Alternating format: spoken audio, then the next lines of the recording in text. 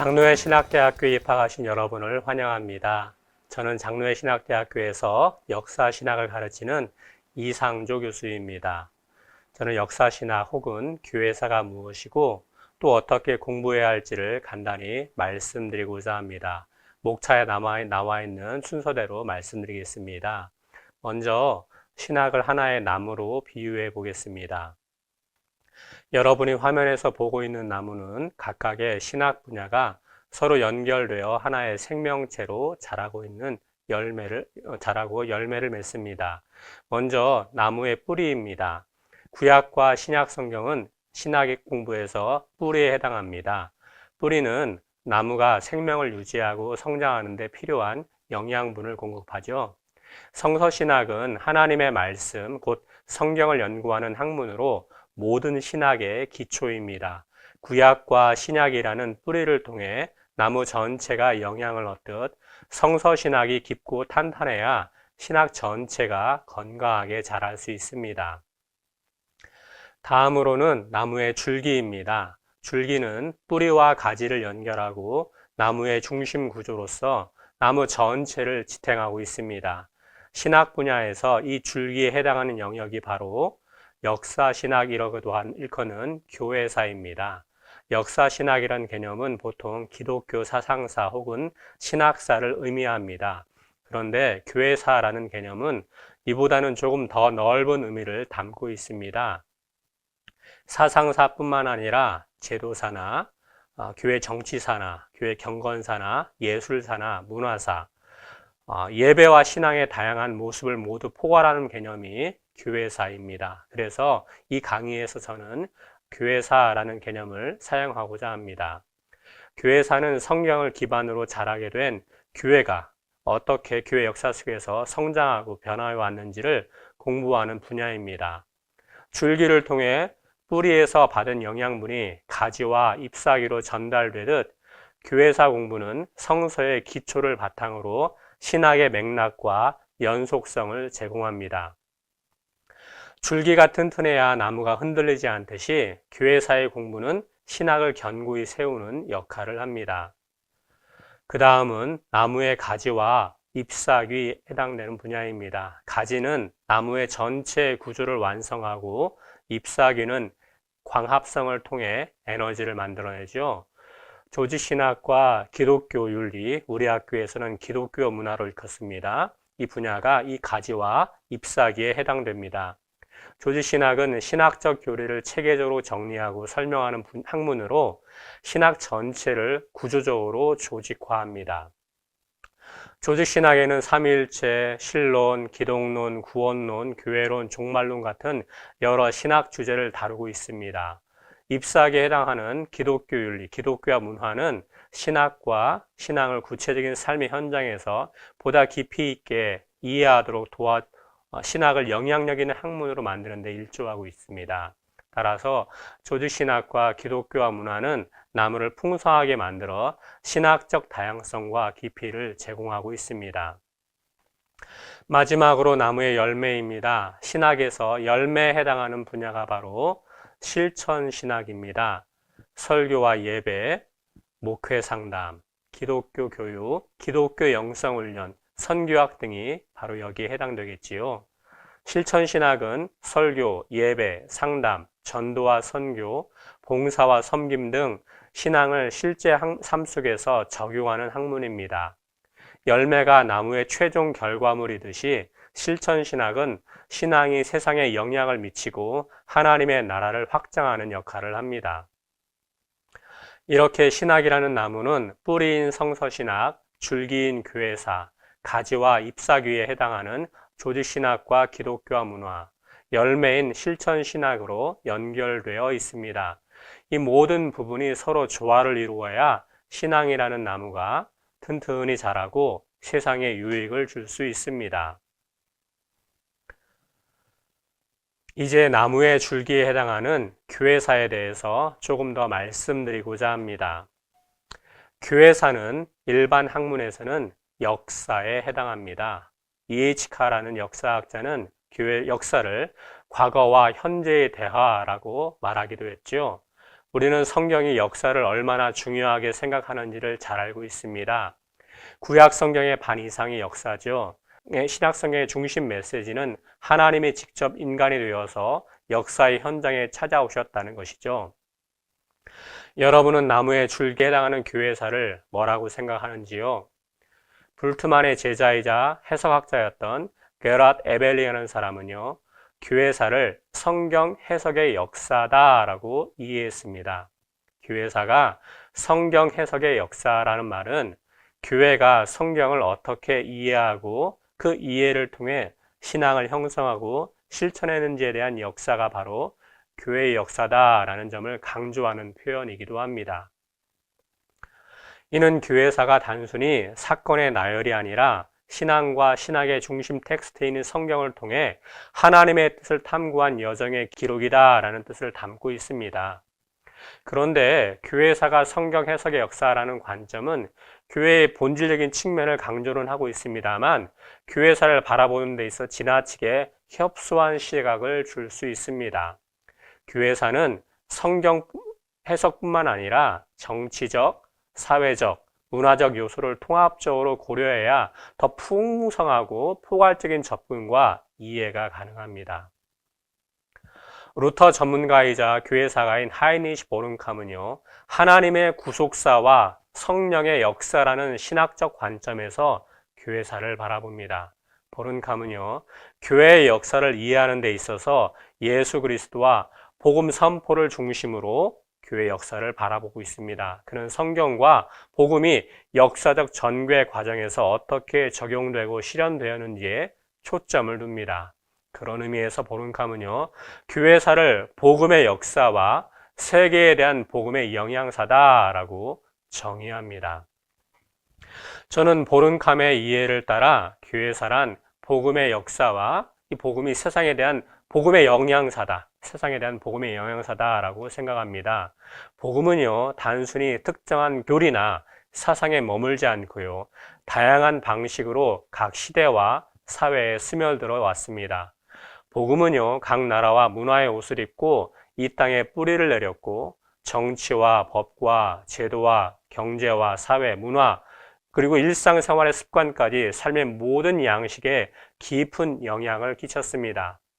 이러한 복음의 확산과 급변하고 있는 세상에 대한 복음의 반응이 바로 교회의 역사다라고 말할 수 있습니다. 이런 관점에서 교회의 역사를 바라보게 되면 단순히 교회라는 울타리의 시각이나 신앙인이라는 울타리의 시각에서만이 아니라 일반 역사의 변화 속에서 교회가 어떻게 반응을 했는지, 또 교회는 일반 역사의 흐름에 어떤 영향을 끼쳤는지를 바라볼 수 있게 해줍니다. 여러분, 교회사를 배우는 것은요, 단순히 과거를 기억하는 데 그치지 않습니다. 교회사는 단순히 교회 내부의 기록이나 성과에 그치지 않습니다. 교회사는 복음이 어떻게 세상 속으로 들어가 그 안에서 삶의 모든 영역을 변화시켰는지를 보여줍니다. 정치적으로 복음은요, 정의와 자유를 촉진시켰고요. 법적으로 복음은요, 인간의 존엄성과 평등을 강조했으며 경제적으로 이 복음의 역사는 자선과 나눔의 문화를 형성했습니다. 문화적으로 볼 때 이 복음의 역사는 예술과 음악과 문학 등을 통해 하나님의 영광을 드러냈습니다. 또 개인적으로 볼 때 복음은요, 사람들의 가치관과 삶의 방식을 새롭게 해서 새로운 인생을 살게 했습니다.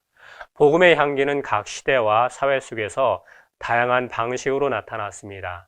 이러한 복음의 역사와 영향을 알아가는 것이 저는 교회사를 공부하는 핵심이다, 이렇게 말씀드리고 싶습니다. 여러분, 교회사 공부는요, 단순히 교회의 과거를 나열하는 작업이 아니라 교회의 역사를 깊이 있게 이해하고 분석하여서 오늘날 우리에게 어떤 의미가 있는지를 탐구하는 과정이다라고 말씀드리고 싶습니다. 이 작업에서 핵심이 되는 요소가 바로 사료와 비사료입니다. 먼저 사료란 역사적 사건이 발생한 당시 작성된 원본 자료, 즉 1차 자료를 말합니다. 이 사료들은 그 시대의 사건, 인물, 그리고 사상에 대한 직접적인 증거를 우리에게 제공해 주고 있습니다. 예를 들어서요, 어떤 공회가 열렸다라고 한다면 이 공회의 공식 기록이 바로 사료, 1차 사료에 해당합니다. 이런 사료는 사건이 발생한 시점에 작성되었기 때문에 그 사건과 매우 가까운 시각에서 그 사실을 보여주고 있습니다. 사료에는 여러 종류가 있는데요. 몇 가지 예를 들어 보겠습니다.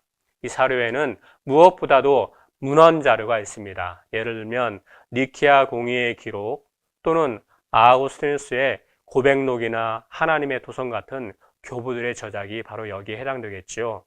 토마스 아퀴나스의 신학대전, 루터의 95개조 반박문, 깔뱅의 기독교강요도 여기에 해당됩니다. 필립 슈페너의 경건의 열망도 여기에 해당되겠고요. 칼 바르트의 교회교의학도 여기에 해당될 것입니다. 이러한 저작뿐만 아니라 당시에 주고받은 편지나 일기도 문헌 자료, 즉 1차 사료에 해당됩니다. 루터가 주고받은 편지, 슈페너가 주고받은 편지, 바르트가 주고받은 편지가 바로 여기에 다 해당되겠지요. 그런데 사료에는 문헌 자료만 있는 것은 아닙니다. 비문이나 유물이나 성당의 건축물이나 초기 기독교 카타콤 벽화 같은 것도 바로 중요한 사료에 해당합니다. 그리고 이런 문헌이 아닌 구전으로 전해진 사료도 존재합니다. 예를 들어서 초대교회의 전통이나 예배 방식, 그리고 초기 찬송가나 신앙고백 등이 바로 여기에 해당되겠지요. 이러한 모든 사료는 그 시대를 직접 보여주는 창문과도 같은 역할을 합니다. 이런 사료에 접근하기 위해서 경우에 따라서는 그 사료가 쓰여인 언어를 배워야 사료에 접근할 수 있습니다. 그래서 교회사 공부를 할 때에는 언어를 습득해야 하는 경우가 있습니다. 그리스어와 라틴어를 배운다든지 시리아어를 배운다든지 루터의 저작을 보다 정확하게 이해하기 위해서는 독일어를 배울 필요가 있겠죠. 또 깔뱅의 저작을 조금 더 직접적으로 살펴보기 위해서는 불어를, 프랑스어를 배워야 하겠지요. 이와 비슷하게 일본 교회사의 사료를 파악하기 위해서는 일본어와 한자를 심도 있게 배워야 할 것입니다. 다음으로 비사료에 대해서 말씀드리겠습니다. 비사료란 사료를 바탕으로 분석하고 해석해서 작성된 자료, 곧 2차 자료를 말합니다. 다시 말해 연구자의 관점이 반영된 자료가 바로 2차 자료에 해당됩니다. 비사료는 사료를 해석하고 요약한 결과물이다 라고 말씀드릴 수 있습니다. 비사료는 사료가 제공하는 뼈대 위에 살을 붙여주는 역할을 합니다. 과거 사건이 어떤 맥락에서 일어났는지, 그리고 그 의미가 무엇인지를 우리에게 설명해 주고 있죠. 그렇다면 여러분, 사료와 비사료 이 두 가지를 어떻게 활용해야 교회사 공부를 효과적으로 할 수 있을까요? 사료는 객관적 사실을 제공해서 역사적 사건의 뼈대를 형성합니다.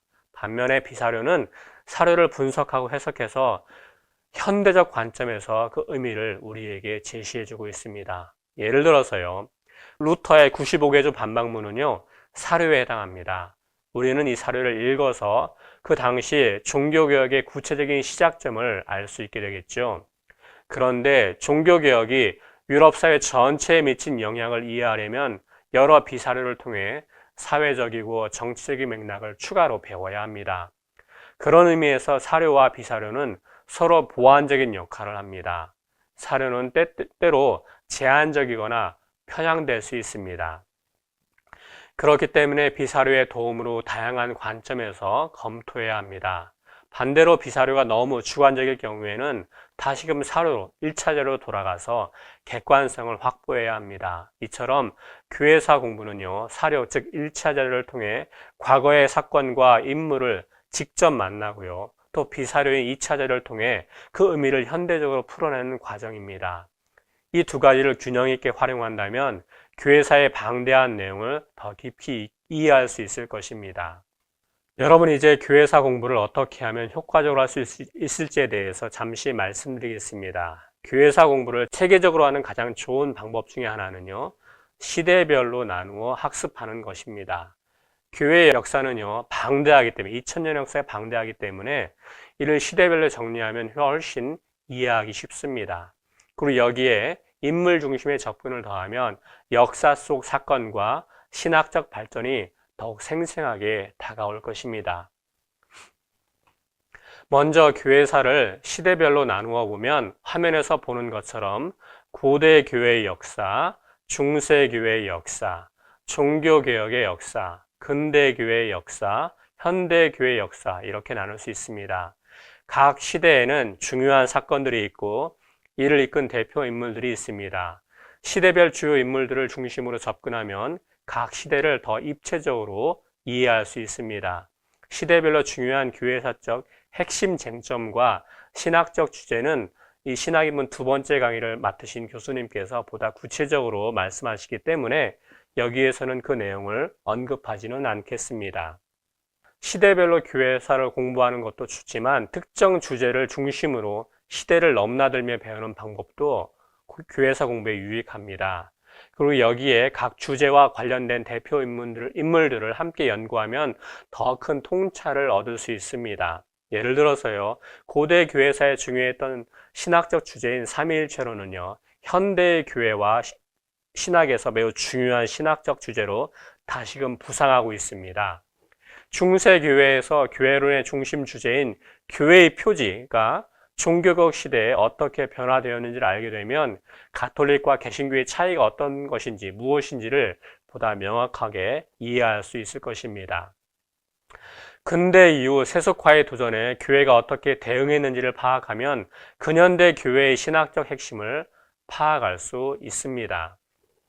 이처럼 시대와 주제와 인물을 연결해서 공부하면 단순히 언제 무엇이 일어났다를 아는 데서 그치는 것이 아니라 그 시대를 이끈 인물들의 고민과 결단을 우리는 이해할 수 있게 될 것입니다. 예를 들어 루터를 연구할 때는 그의 신학뿐만 아니라 당시의 교황청의 부패와 독일 민중의 종교적 요구를 함께 살펴보게 될 것입니다. 마찬가지로 토마스 아퀴나스를 공부한다면 그의 철학과 신학이 중세 사회에 어떤 역할을 했는지 함께 이해하면 훨씬 풍성하게 이해할 수 있을 것입니다. 이렇게 하면 역사적 사건들이 단순한 과거의 일이 아니라 오늘날 우리에게도 의미 있는 교훈으로 다가올 것입니다. 여러분도 교회사 공부를 시대와 인물과 주제를 함께 연결하며 체계적으로 시작해 보시기 바랍니다. 그러면 교회의 역사가 단순히 과거가 아니라 오늘날 우리의 신앙과 삶에 생생한 지침이 될 것으로 여겨집니다. 이제 여러분이 우리 학교에서 교회사 분야에서 어떤 과목들이 개설되고 있으며 무엇을 공부할 수 있는지에 대해서 잠시 말씀드리고자 합니다. 교회사 분야로 장로의 신학대학교에서 개설되는 과목은요, 크게 세계교회사, 한국교회사와 아시아교회사 이렇게 세 분야로 나눌 수 있습니다. 그 중에서 세계교회사 분야는 고대 교회로부터 시작해서 현대에 이르기까지의 광범위한 시대를 포괄하고 있습니다. 각 시기별로 전문 분야의 교수님들이 가르치고 계십니다.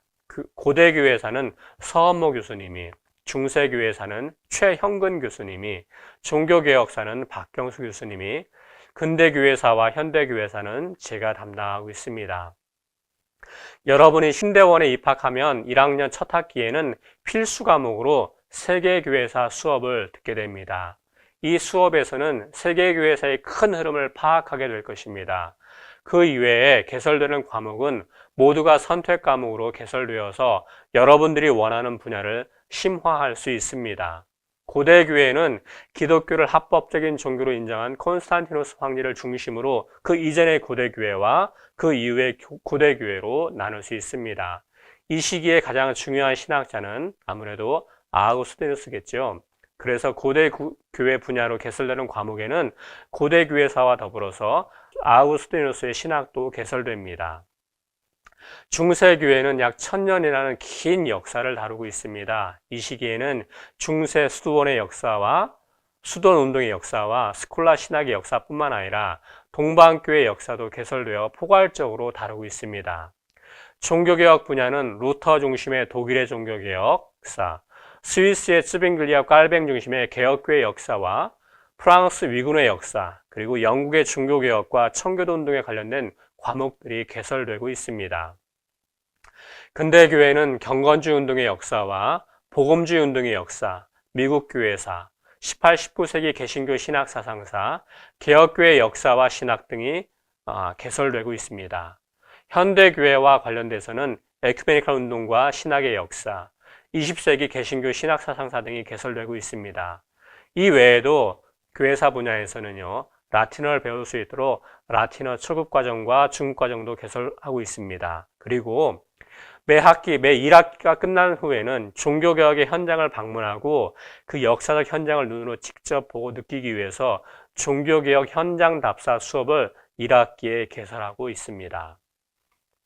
이러한 과목들은 대부분 유럽과 북미 중심의 교회사 과목이기도 합니다. 그런데 20세기 이후에 현재 이르기까지 세계교회사의 흐름은 북미와 유럽 중심의 교회사에서 지구촌 전체 교회 시대로 전환되고 있습니다.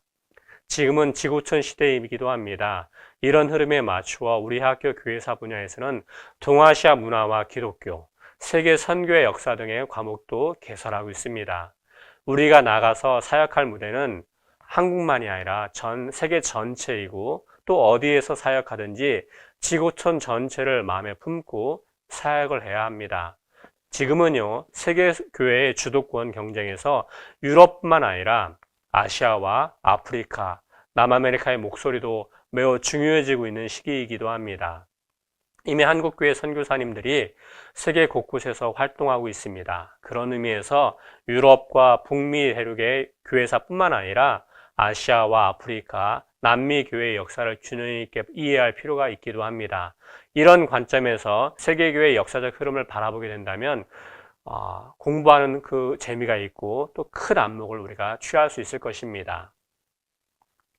여러분, 교회사는 복음을 통해 형성된 교회가 흘러온 역사를 살피는 것이기 때문에 이러한 역사 속에는 다양하고 또 광범위한 내용이 담겨 있습니다. 기독교의 교리와 신학, 역사적인 배경, 신앙과 문화와의 관계, 예배, 선교 등 교회의 삶과 교회에 속한 제반사항을 성경 말씀에 비추어 역사적으로 조명하는 작업이 다 담겨 있습니다. 그러다 보니 교회사의 범위는 아주 방대합니다. 교회의 일꾼, 복음의 사역자, 목회자가 되기 위해 이러한 방대한 교회사를 왜 공부해야 하는 것일까요? 이러한 방대한 교회사 공부를 해서 얻고자 하는 구체적인 목표가 도대체 무엇일까요? 저는 3가지를 말씀드리고자 합니다.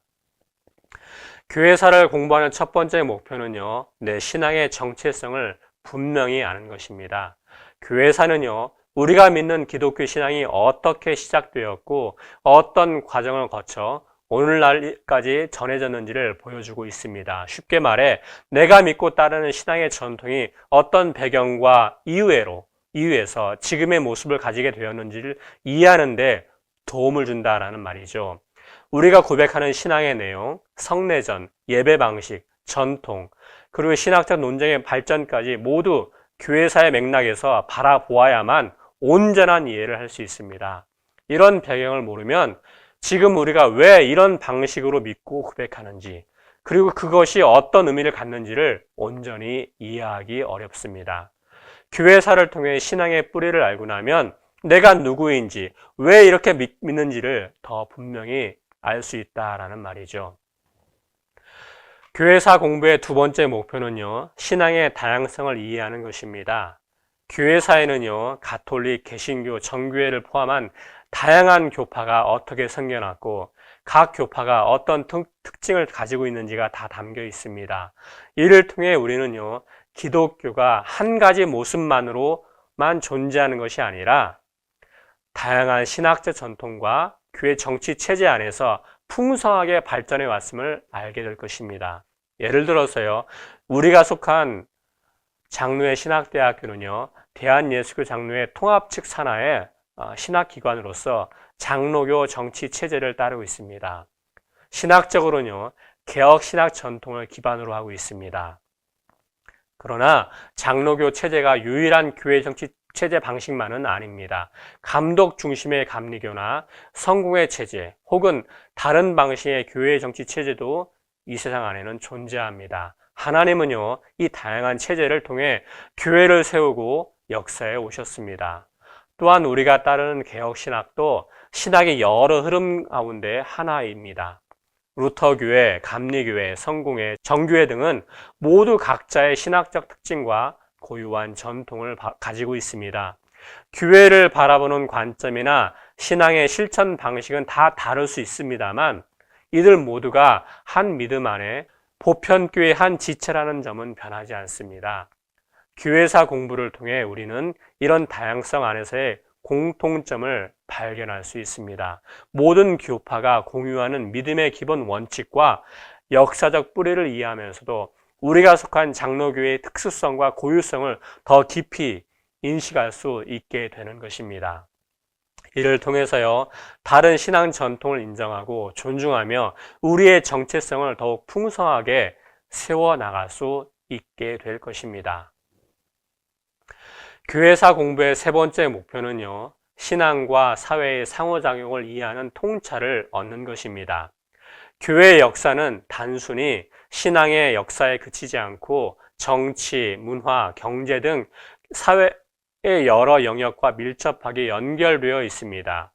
교회사 공부를 통해 우리는 교회가 사회적 도전과 변화에 어떻게 반응했는지, 또한 교회가 사회에 어떤 영향을 미쳤는지를 깊이 이해할 수 있습니다. 예를 들어 중세 유럽에서는 교회가 단순한 종교기관이 아니라 교육과 복지와 정치, 또한 병원 등 여러 분야에서 핵심적인 역할을 했습니다.